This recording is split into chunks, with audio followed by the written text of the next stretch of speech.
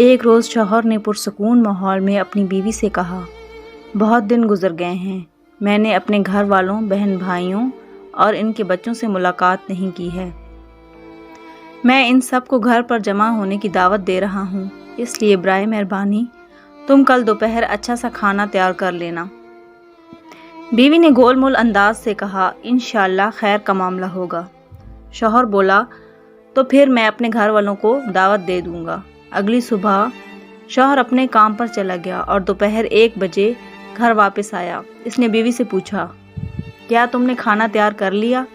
میرے گھر والے 1 گھنٹے بعد آ جائیں گے۔ بیوی نے کہا، نہیں، میں نے ابھی نہیں پکایا کیونکہ تمہارے گھر والے کوئی انجان لوگ تو ہیں نہیں، لہٰذا جو کچھ گھر میں موجود ہے وہی کھا لیں گے۔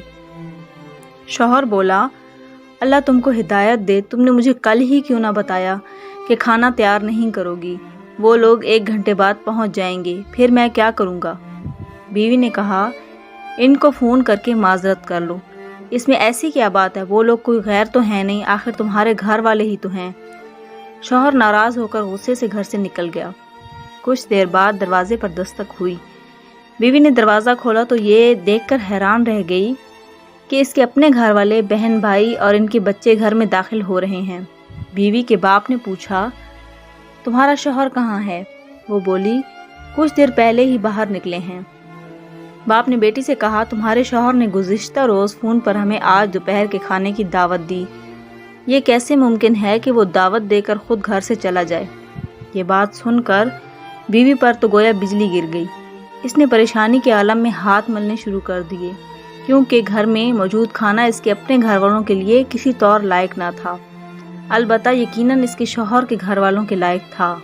اس نے اپنے شوہر کو فون کیا اور پوچھا، تم نے مجھے بتایا کیوں نہیں کہ دوپہر کے کھانے میں میرے گھر والوں کو دعوت دی ہے؟ شوہر بولا، میرے گھر والے ہوں یا تمہارے گھر والے، کیا فرق پڑتا ہے؟ بیوی نے کہا، میں منت کر رہی ہوں کہ باہر سے کھانے کے لیے کوئی تیار چیز لے کر آ جاؤ، گھر میں کچھ نہیں ہے۔ شوہر بولا، میں اس وقت گھر سے کافی دور ہوں، اور ویسے بھی یہ تمہارے گھر والے ہی تو ہیں، کوئی غیر یا انجان تو نہیں، ان کو گھر میں موجود کھانا ہی کھلا دو جیسا کہ تم میرے گھر والوں کو کھلانا چاہتی تھی، تاکہ یہ تمہارے لیے ایک سبق بن جائے جس کے ذریعے تم میرے گھر والوں کا احترام سیکھ لو۔ لوگوں کے ساتھ ویسا ہی معاملہ کرو جیسا تم خود ان کی طرف سے اپنے ساتھ معاملہ پسند کرتے ہو۔